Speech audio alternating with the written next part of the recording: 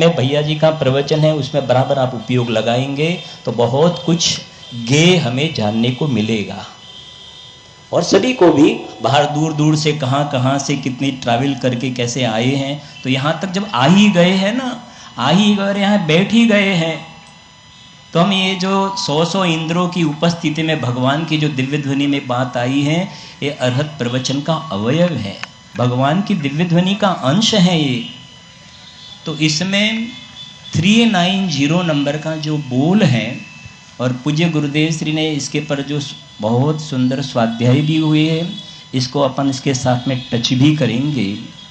अभी ये मुनिराज जो अंतर में जो भी प्रक्रिया चल रही है, विशेष तो क्या बात करें, ये भगवान महावीर स्वामी माँ की कूख में आए थे ना, त्रिशला माता के उदर में जब आए थे तब कितनी कमाई करके आए थे।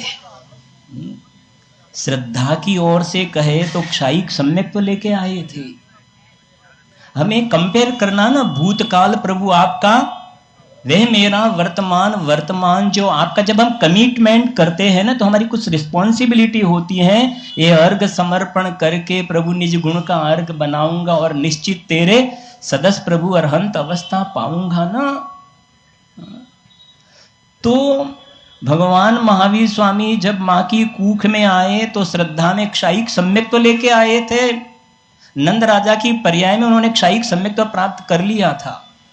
श्रद्धा में, ज्ञान में देखे तो वहां मति ज्ञान, श्रुत ज्ञान और अवधि ज्ञान, सम्यक ज्ञान 3 लेकर के आए थे। और चारित्र की अपेक्षा बात करें तो अनंतानुबंधी कषाय का अभाव था, इतना तो वो लेकर के आए थे। और जब यहां से गए ना तो कृत कृत्य दशा, परसों मोक्ष कल्याण का प्रसंग होगा ना, कृत कृत्य दशा को प्राप्त होकर के गए। तो मैं कहता हूं, सुनना जरा ध्यान से, कल केवल ज्ञान का दिन भी होगा।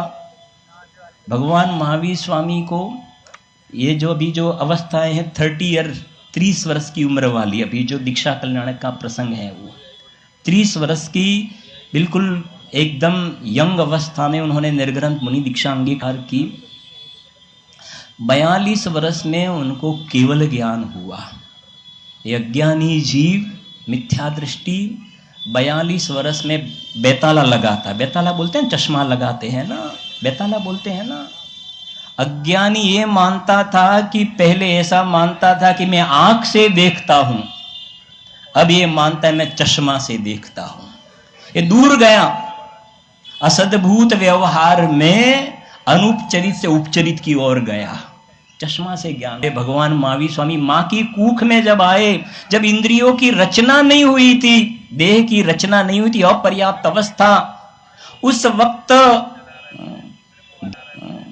ज्ञान अंदर में भगवान आत्मा में से आता है। मैं ज्ञान का घन पिंड हूं, मैं विज्ञान घन स्वभावी हूं। इतनी कमाई तो वहां लेकर के आए थे। और 42 वर्ष में उन्होंने ये बेताला नहीं, 42 वर्ष में रुजुवालिका नदी के किनारे उनको केवल ज्ञान हो गया, लोकालोक झलक गया। जो बोलते हैं जिनवाणी के ज्ञान से सूझे, तो उनको तो उनकी पर्याय में केवल ज्ञान प्रकट हो गया। तो मैं हमेशा कहता हूं एटलीस्ट वो तो केवल ज्ञान प्राप्त करके गए, और वो माँ की कूख में आए तब इतनी कमाई लेकर के आए, तो कम से कम यहां से वो आए तो जाते समय एटलीस्ट सम्यक ज्ञान सम्यक दर्शन लेकर के हम जाए ना। तो गुरुदेव श्री की भक्ति में बोलते हैं, दास ना जीवन शिल्पी तने। समझना थोड़ी बातें। नियम सार परमागम में परसों भी मैंने बताया था, एक अलग स्पेशल नियम सार के अंदर एक विशेष बहुत सारी बातें हैं। उसमें परम समाधि अधिकार, समाधि शब्द का अपन अर्थ करेंगे आज। हो सकेगा तो मेरे पास जो अभी विषय है 22 लाइन है, मैंने इसके लिए बोला आप बिल्कुल उपयुक्त सावधान रखेगा तो बहुत कुछ आपको नया मिलेगा, होगा लेकिन और भी ज्यादा मिलेगा। नियम सार परमागम में परम समाधि अधिकार है। समाधि शब्द का जो परिभाषा है जो गुरुदेव श्री ने अर्थ किया है, बहुत गजब का अर्थ किया है समाधि का अर्थ। परम समाधि अधिकार में लास्ट वाली अंतिम गाथा है, उसमें ये लिखा है कि मुनिराज जो हैं, ये हमारे मुनिराज 30 वर्ष की उम्र में निर्ग्रंथ मुनि दीक्षा अंगीकार की, तो अब उनको लोलुपता है। क्या शब्द बोला मैंने? लोलुपता। लोलुपता तो समझते हो ना? लोलुपता, अभिलाषा। तो वहां लिखा है पद्म प्रमलधारी देव ने, अभी ये मुनिराज को लोलुपता है। अभिषेक जी, मुनिराज को लोलुपता, जैसे पैसे को लोभी को काय की लोलुपता होती है। एक के पीछे 5 जीरो लगे हैं और 1 जीरो लगे, इसकी लोलुपता, फिर और 1 जीरो लगे, उसकी लोलुपता। होता यह है कि आगे का एक निकल जाता है, आगे का एक निकल जाता है, एक इंद्रिय में चला जाता है। भूप कीड़ों में गया तहते चय था वर्तन धरे, ये अज्ञानी की लोलुपता है। यहां लिखा है मुनिराज जो है उनको अब केवल ज्ञान की लोलुपता है। काय की लोलुपता? केवल ज्ञान की लोलुपता है। और पूज्य बहन श्री के वचनामृत में जो लाइन है, भावों का फल ना मिले तो 14 ब्रह्मांड को शून्य होना पड़े। और उनकी भावना अंदर में कपट वाली भावना नहीं, अंदर में हृदय में से आई भावना है कि नहीं हमें, ये अभी उनकी भावना है, उनकी भावना, हमें तो पूर्ण दशा ही चाहिए। अभी अधूरी दशा है, अधूरी दशा है। और जितना राग द्वेष विकारी भाव बचा है उतनी असमाधि है, उतनी असमाधि हो। और जितनी वीतरागता प्रकट हुई है ये समाधि है। इतना निराकुलता सुख आनंद का वेदन है, वो समाधि है। मैं पढ़ता हूं बोल, फिर उसका अर्थ करेंगे। समझना, आपकी रिस्पॉन्सिबिलिटी मेरे से ज्यादा है समझना, क्योंकि मैंने बताया 22 लाइन का अपन अर्थ करेंगे, लेकिन इजी है एकदम। मुनिराज, भगवान महावीर स्वामी मुनिराज समाधि परिणत है। बोलो तो, समाधि परिणत है। समाधि परिणत माने सम्यक दर्शन ज्ञान चारित्र से सुशोभित है, समाधि परिणत है। और लिखते हैं वे गायक का अवलंबन लेकर, गायक का अवलंबन लेकर विशेष विशेष समाधि सुख प्रकट करने के उत्सुक है। क्लियर? पहले लाइन में क्या लिखा? मुनिराज समाधि परिणत तो है। अब समझ में आती है ना बात? समझना आप थोड़ा ध्यान से। गुरुदेव श्री चौथे गुणस्थान वाले भी आंशिक रूप में समाधि परिणत तो है। बताऊं मैं गुरुदेव श्री का अर्थ बताऊं आपको, थोड़ा देखना जरा, बहुत बढ़िया बातें हैं एक एक।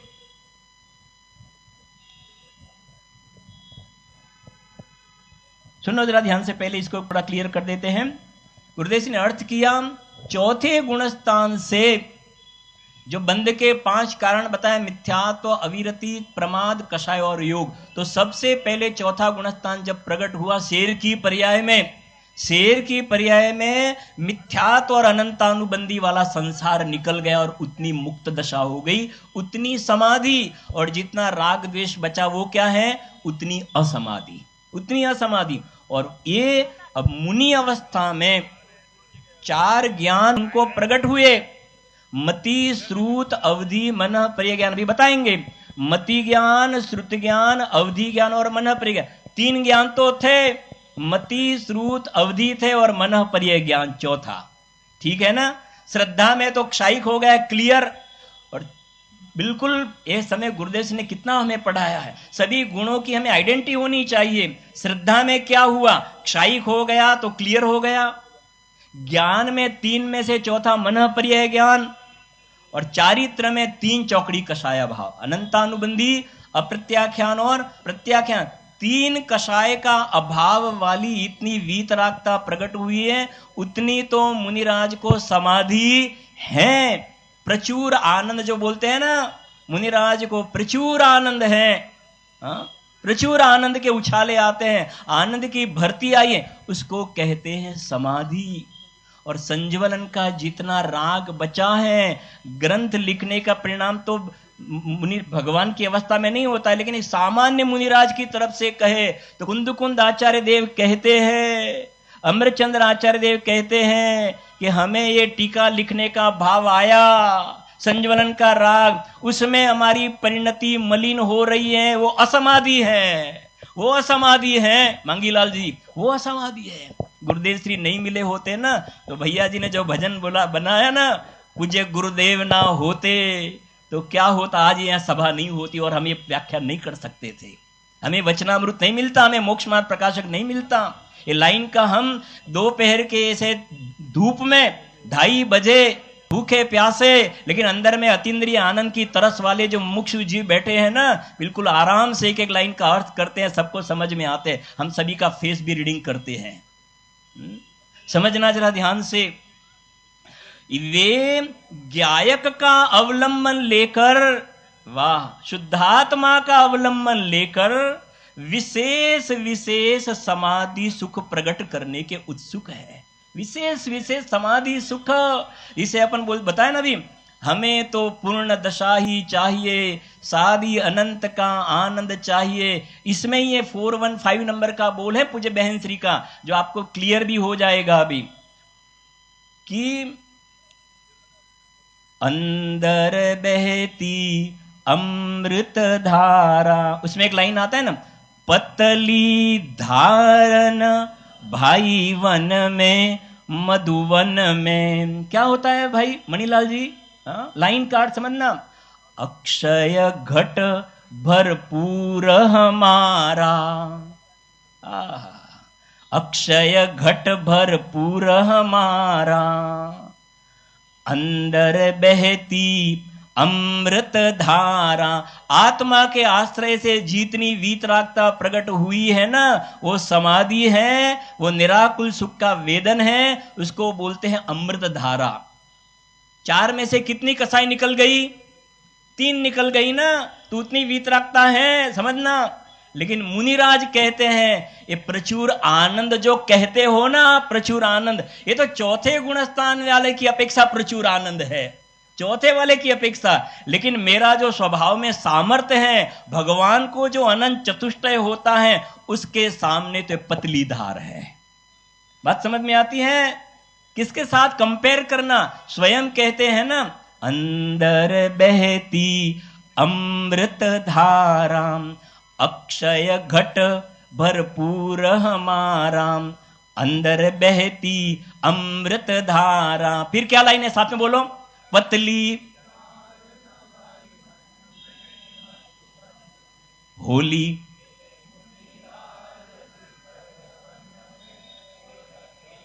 वन में है ना, भी अकेले वन में, एकत्व विभक्त भगवान आत्मा अकेला, और भावना भाते हैं पतली धारन भाई वन में। देखो तो सही, प्रचुर आनंद है, 7वें गुणस्थान में शुद्धोपयोग वाली दशा में भी। लेकिन कह देगा नहीं, इसलिए लिखा है, सुनना जरा ध्यान से, वे गायक का अवलंबन लेकर विशेष विशेष समाधि सुख प्रकट करने के उत्सुक है। अब ये नियम सार का आधार, मुनिवर श्री पद्म प्रभमलधारी देव कहते हैं कि मुनिराज सकल विमल केवल ज्ञान दर्शन के लोलुप हैं। भगवान आप तो ये पंचम काल में हुए ना, सुनना जरा ध्यान से, ये तो पंचम काल में ग्रंथ लिखा गया ना, और यहां मुनिराज के संबंध में पद्म प्रमालधारी देव ने लिखा कि मुनिराज सकल विमल केवल ज्ञान दर्शन के लोलुप है। तो कोई ऐसा प्रकार का कमेंट्स कर सकता है, कहे कि लेकिन ये काल में तो केवल ज्ञान नहीं होता है। भाई सुनील जी, तो कल कहा था ना, उपाड़ मूल में से आना चाहिए। केवल ज्ञान द्रव्य स्वभाव में ऐसे आता है कि काल में से आता है। चौथे काल में जिनको केवल ज्ञान हुआ, तो केवल ज्ञान चौथे काल में से आया कि सर्वज्ञ स्वभावी आत्मा में से आया? कहां से आया केवल ज्ञान? द्रव्य स्वभाव में से आया ना।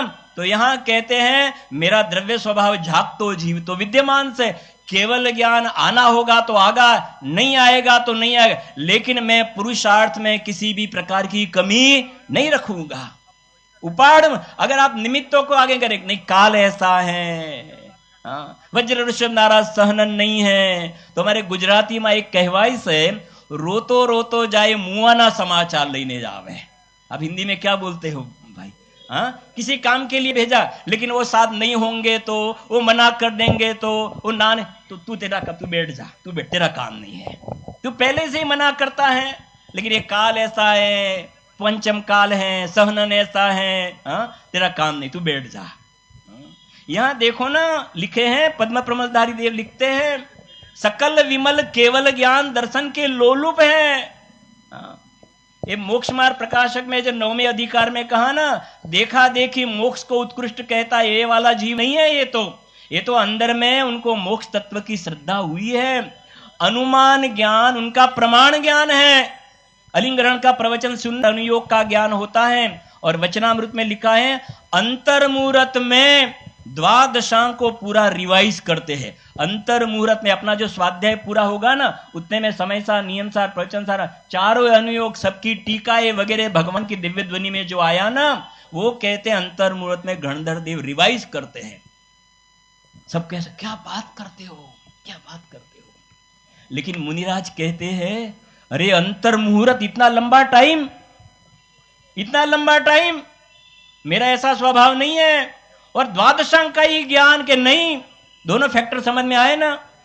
गणधर देव को अंतर मुहूर्त बहुत बड़ा समय हो गया, और उसमें द्वादशांग का, जबकि मेरा स्वभाव एक समय में लोकालोक को ग्रास्प करना, एक समय में लोकालोक को कोड़िया कर जाना, वो मेरा स्वभाव है। अंतर मुहूर्त में द्वादशांग को घुमाना वो मेरा नेचर नहीं है। अभी ये मुनिराज जो आराधना कर रहे हैं ना, ये आराधना कर रहे हैं अपना जो वीतराग और सर्वज्ञ स्वभाव है ना, वो अंदर में से परिपूर्ण दशा प्रकट हो जाए। अंदर में जो है पूर्णता के लक्ष्य से शुरुआत, तो उनकी भावना जो अभी जो चल रही है, हमें तो पूर्ण दशा ही चाहिए, द्वादशांग का ज्ञान नहीं चाहिए। हमें तो सकल द्रव्य के गुण अनंत पर जाए, अनंता जाने एक काल प्रकट केवली, ये ज्ञान चाहिए। और हमें अंतर मुहूर्त वाला नहीं, एक समय में युगपत, एक समय में जानने में आना चाहिए। ये बता रहे हैं। देखो, मुनिराज मुनिवर श्री पद्म प्रमलधारी देव कहते हैं कि मुनिराज सकल विमल केवल ज्ञान दर्शन के लोलुप हैं। स्वरूप में कब ऐसी स्थिरता होगी? देखो अब, हाँ भाई, स्वरूप में कब कैसी स्थिरता, कल बात कही थी ना, श्रद्धा वाला तो क्लियर हो गया।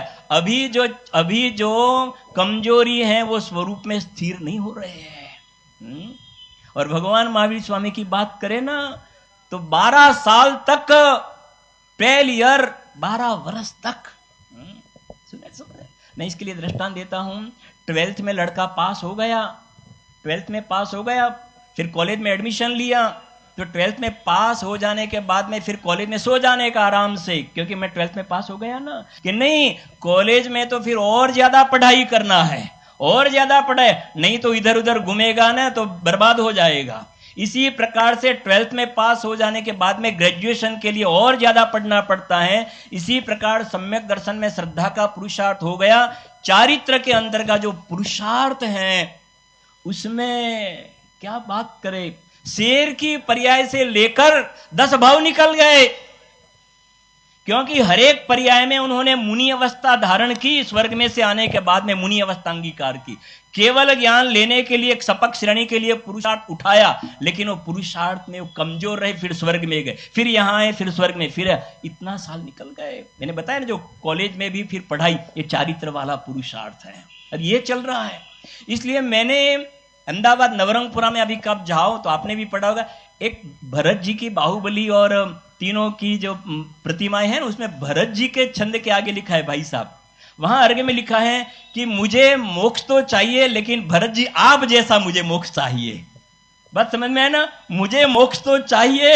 हाँ, मोक्ष तो सभी का होता है, बाहुबली भगवान का भी हुआ, 24 तीर्थंकरों का, सभी का मोक्ष हुआ, लेकिन मैं भावना तो भाता हूं प्रभु तेरे मेरे अंतर को अविलंब, माने भरत जी जैसा मुझे मोक्ष चाहिए। सम्यक दर्शन होने के बाद में जे तुरंत ही ऐसा शपक श्रेणी मुनि दीक्षा अंगीकार कर शपक श्रेणी के योग्य पुरुषार्थ उपड़े, ऐसी मेरी पुरुषार्थ में इस प्रकार की तीव्र भावना, और भरत जी के जो अर्घ है उसमें ये भावना लिखी है। आप समझते होंगे मेरा कहने का इंटेंशन, बराबर है ना। उसमें फिर गैप नहीं चाहिए मुझे। सम्यक दर्शन हो गए तो फिर केवल ज्ञान दर्शन की लोलुपता है, तो मुझे गैप नहीं चाहिए अभी, ठीक है ना। जैसे आपका सभी यहाँ के जबलपुर के ही मेरे ख्याल से राजा रानी इंद्राणी मैंने देखा, सब आप जबलपुर वाले सब जब्बर हो। हाँ, जब पंचकलर नजीक आया ना तब आपको ऐसा होता है बस अभी आया अभी आया अभी आया, बस इसी प्रकार का ये भाव यहां बना है। सुनो जरा ध्यान से, सकल विमल केवल ज्ञान दर्शन के लोलुप हैं, स्वरूप में कब ऐसी स्थिरता होगी जब श्रेणी लगाकर वीतराग दशा प्रकट होगी। आपको आंसर भी देना। अभी ये जो मुनिराज है ना वो पुरुषार्थ कर रहे हैं, सपक श्रेणी के योग्य पुरुषार्थ करते हैं। सपक श्रेणी के योग्य, उपसम श्रेणी वाला तो क्या होता है, गिर जाता है ना।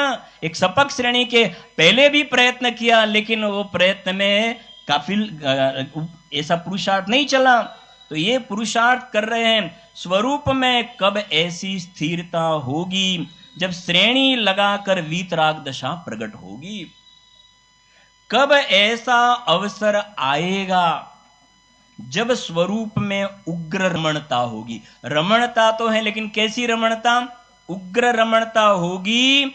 और आत्मा का पद ने बोलना, प्रवचन सार की 13 नंबर की गाथा 13, अरहंत दशा है वो शुद्धोपयोग का फल है। कौन सा, शुद्धोपयोग का फल अरहंत दशा है।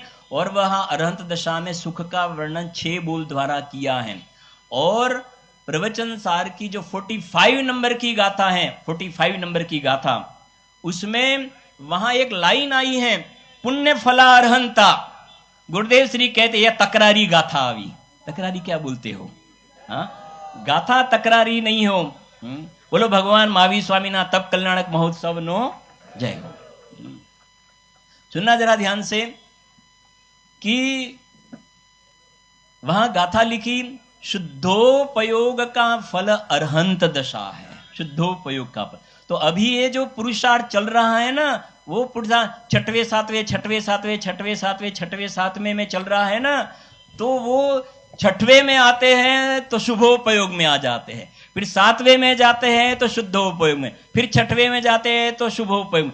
ऐसा अंदर बाहर वाली प्रक्रिया चलती है, तब तक ढीलास है। गुरुदेव श्री के प्रवचन में आया है कि 6वें में आते हैं ना, तो उन्होंने जो प्रतिज्ञा जो शुद्धोपयोग की प्रतिज्ञा की थी, तो प्रत्याख्यान का भंग हुआ है, 6वें में आए वो तो ये जो बात बता रहे हैं हम कि कब ऐसा अवसर आए, याद है ना, अपूर्व अवसर एवो क्यारे आवसे, क्यारे थई सूं है ना, गुजराती में थोड़ी लाइन बोलूं, अपूर्व अवसर एवो क्यारे आवसे, क्यारे थई सूं बाह्यांतर निरग्रंथ जो।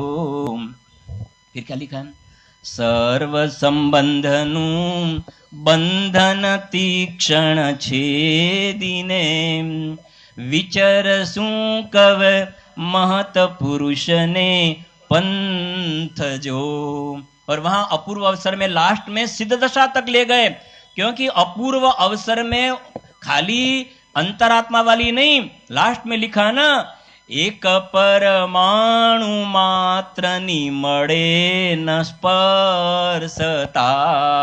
देखो तो सही, ऐसे बाय नेचर बाय डिफॉल्ट हम एक परमाणु को स्पर्श नहीं करते हैं। और 38वीं गाथा में श्रद्धा अपेक्षा से एक परमाणु मेरा नहीं है। और सिद्ध दशा प्रकट हो गई ना, तो तीनों प्रकार के कर्म निकल गए ना, तो वहां बताया, उसके पहले लिखा, 4 कर्म गण गाती ते व्यवच्छेद ज्याम, भवना बीज तणो आत्यंतिक नाश जो। सम्यक दर्शन होने के बाद में भव का नाश नहीं होता है, थोड़े कुछ भव रह सकते हैं, लेकिन घाती कर्म का जब नाश हो गया, माने स्वरूप में पूरे स्थिर हो गए ना, फिर अभी भव नहीं रहा। और अल्प काल में बताया सादी अनंत अनंत समाधि सुखमा, ये दशा के लिए तलस रहे, इसकी लोलुपता है, इसकी लोलुपता है। क्या कहते हैं देखो, कब ऐसा अवसर आएगा जब स्वरूप में उग्र रमणता होगी और आत्मा का परिपूर्ण स्वभाव ज्ञान केवल ज्ञान प्रकट होगा। कब ऐसा परम ध्यान जमेगा, ये शुक्ल ध्यान, अभी जो नंबर है वो शुक्ल ध्यान का। कब ऐसा परम ध्यान जमेगा, ये भावना भा रहे हैं शुक्ल ध्यान की। 8वें से शुक्ल ध्यान होता है, 7वें तक धर्म ध्यान होता है, शुक्ल ध्यान की भावना। कब ऐसा परम ध्यान जमेगा कि आत्मा शाश्वत रूप से आत्म स्वभाव में ही रह जाएगा। 38वीं गाथा नियम सारणी उपादेय आत्मा, आत्मा में स्थिर हो गया, माने जो निर्मल पर्याय को भी आत्मा कहा व्यवहार से, और ये आत्मा निर्मल पर्याय द्रव्य में डूब गई। जिसे गुजराती में समव शरण स्तुति में एक लाइन आई है, समझना, स्वरूपे डूबेला नमन तुझने ओ जिनवरा। ये लाइन सब साथ में बोलो तो जितना आए इतना। स्वरूपे,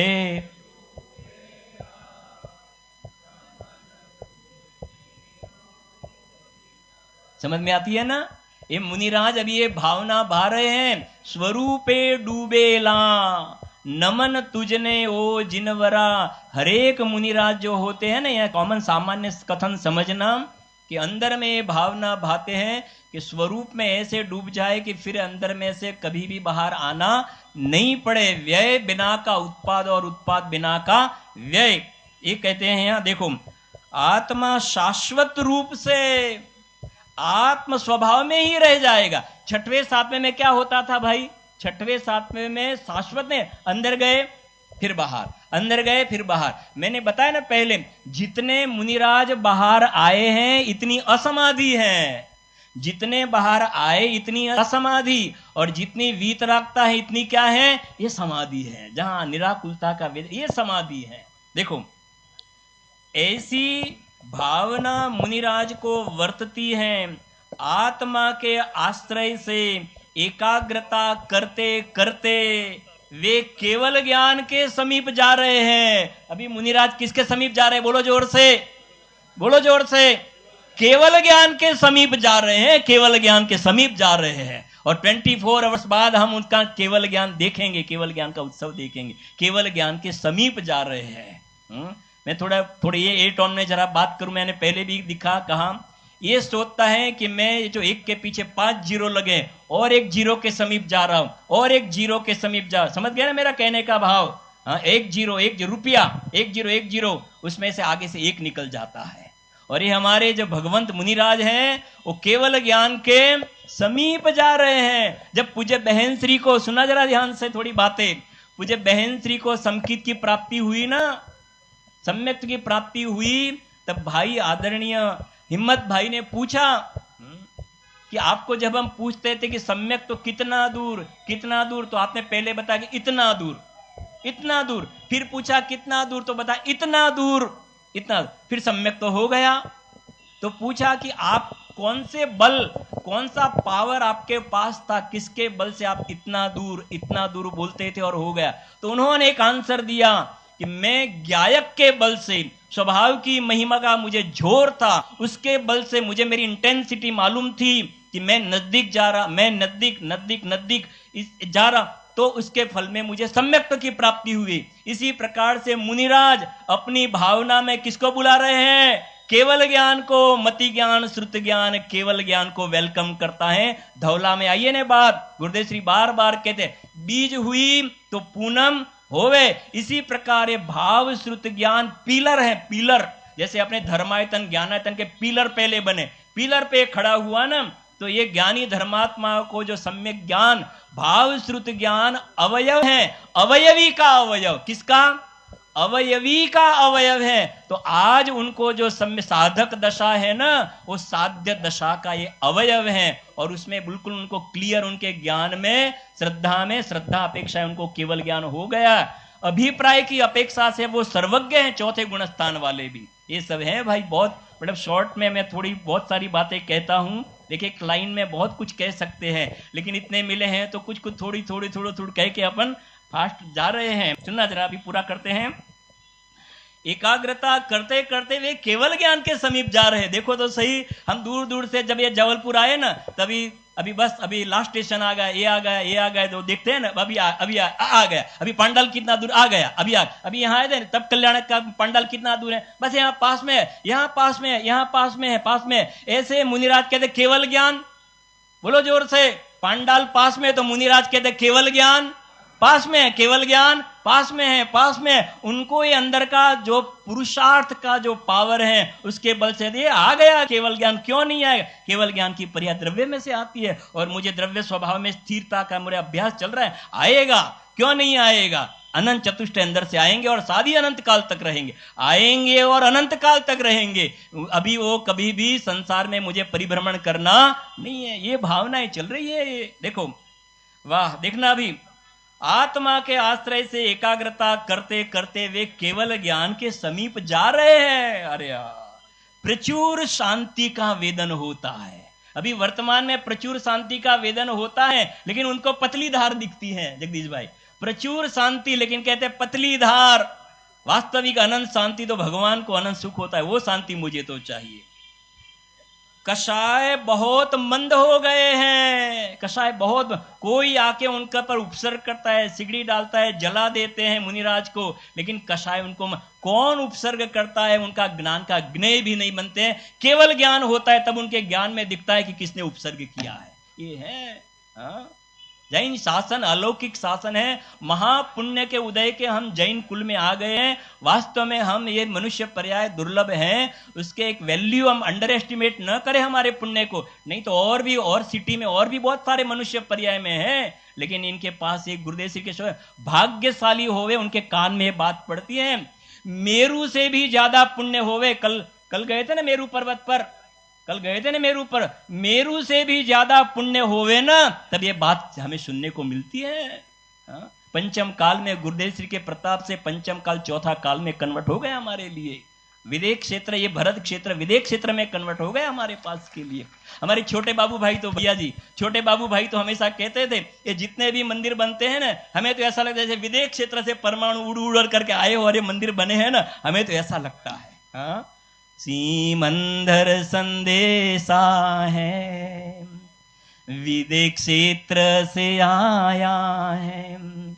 कुंद कुंद स्वामी ने कहा, अहमे को खलु शुद्धो। माने तो शाबाश, नहीं माने तो तेरी होनहार बली होनहार नहीं है। लेकिन हमें विश्वास है यहाँ सबको हकार है, और हकार है तो उसकी हालत सुधरने वाली ही है। सुनना जरा ध्यान से। कषाय बहुत मंद हो गए हैं, बहुत मंद हो गए हैं, बहुत मंद हो गए। कदाचित कुछ रुद्धियां चमत्कार भी प्रकट हो जाते हैं। मुनिराज को साधक दशा में शुभ भाव है ना, तो बहुत सारी रुद्धियां भी प्रकट हो जाती हैं। विक्रिया रुद्धि वगैरह विष्णु कुमार को हुई थी ना, लेकिन उन्होंने दूसरे शुल्लक जी ने बताया, तब उनको मालूम पड़ा कि ये रुद्धि मुझे प्रकट हुई है। बहुत सारी रुद्धियां, लेकिन ये अंदर में भगवान आत्मा में जो चैतन्य रुद्धियां है ना, दर्शन ज्ञान चारित्र वगैरह अनंत गुणों की जो रुद्धियां हैं, उस रुद्धियों के सामने ये बाहर की रुद्धियां, तो पूज्य बहन श्री के वचनामृत में लिखा है, चैतन्य नहीं आगड़ बधुई पानी भरे से। बोलो तो, जोर से बोलो गुजराती में थोड़ा, चैतन्य नहीं आगड़ बधुई पानी भरे से। बोलो तो, हाँ, चैतन्य नहीं आगड़ केवल ज्ञान की पर्याय भी पानी भरती है। चैतन्य की आगड़ निर्मल पर्याय भी पानी भरती है, क्योंकि निर्मल पर्याय में से निर्मल पर्याय नहीं आती है। ये चैतन्य द्रव्य जो ध्रुव गायक है उसमें से सादी अनंत काल तक निर्मल पर्याय का प्रवाह रहता है। और तप की व्याख्या ये है, अपने स्वरूप में प्रतपन करना वो तप है, इच्छा निरोधो तपन नास्ति से, और स्वरूप में विश्रांत करना वो तप है। और उसके साथ में जो शुभराग होता है उसमें 12 प्रकार के तप जो है वो तो व्यवहार तप है, वो तो शुभ भाव है, वो तो असमाधि है, वो समाधि नहीं है। सुनो जरा ध्यान से, कदाचित कुछ रुद्धियां चमत्कार भी प्रकट हो जाते हैं, परंतु उनका उनके प्रति दुर्लक्ष्य है, उनके ज्ञान का विषय भी नहीं बनता है। ऐसी रुद्धियां क्या है? भगवान आत्मा के सामने सब पानी पड़ता है। हमें ये चमत्कार नहीं चाहिए, हमें तो पूर्ण चैतन्य चमत्कार चाहिए। इष्टोपदेश की गाथा, चिंतामणि और एक बाजू खली का खोड़ का छान, क्या बोलते हैं, गोबर की विष्ठा, और एक तरफ चिंतामणि। एक तरफ स्वर्ग का वैभव और एक तरफ मेरा चैतन्य चिंतामणि, तो वो तो खोल का गोबर का टुकड़ा है, मुझे नहीं चाहिए। आप देखा ना, सौधर्म इंद्र ने सब रिजल्ट दे दिया ना, दे दिया। नरकाया को सुरपति तर से सो दुर्लभ प्राणी, दुर्लभ है निगोद से थावर अरुत्रस गति पाना। बोधि दुर्लभ पढ़ो, 12 भावनाएं भाई न भी। काल सिंह ने मृग चेतन को घेरा भवन में, नहीं बचावन हारा कोई यो समझो मन में। दरेक के हरेक के पास आयु कर्म के निषेक निकल रहे हैं, मौत नजदीक आ रही है, घर की हॉस्पिटल होगी, घर के डॉक्टर होंगे, सब ऐसे करके अब कुछ नहीं हो सकता है। इसलिए कहते हैं, गुरुदेव श्री कहते हैं, देह तुझे छोड़े उस पहले तू देह में एकत्व बुद्धि छोड़ करके अंदर में अशरीरी भगवान आत्मा के साथ एकत्व बुद्धि कर लेंगे ना, तो कल बता, एक समय की कमाई अनंत काल खाएगा। क्या कहते हैं, देखो हमें ये चमत्कार नहीं चाहिए। वाह, कितने ये है निकांक्षित अंग भाई साहब। निकांक्षित अंग सम्यक दर्शन होने पर श्रद्धा में इतनी ताकत होती है कि ज्ञानी कहते हैं 148 प्रकृतियां हमारे बिना भोगे निर्जरा हो जाओ। ये तीर्थंकर प्रकृति बनती है, हमें नहीं चाहिए वो। श्रद्धा में इतना पावर होता है और श्रद्धा के बल से आगे बढ़ते हैं। देखो हमें तो पूर्ण चैतन्य चमत्कार चाहिए, उसके साधन रूप ऐसा ध्यान। ये चैतन्य चमत्कार पूर्ण पर्याय में वीतरागता प्रकट करने के लिए साधन शुक्ल ध्यान।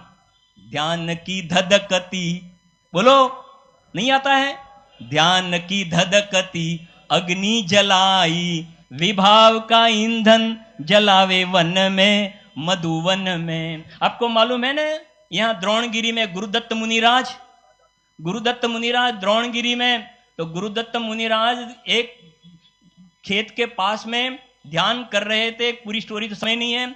वहां वो किसान की पत्नी नाश्ता टिफिन लेकर के आई और बोला कि मेरे जो मिस्टर हैं वो आए तो उनको टिफिन दे देना का। मुनिराज तो स्वरूप में लीन थे।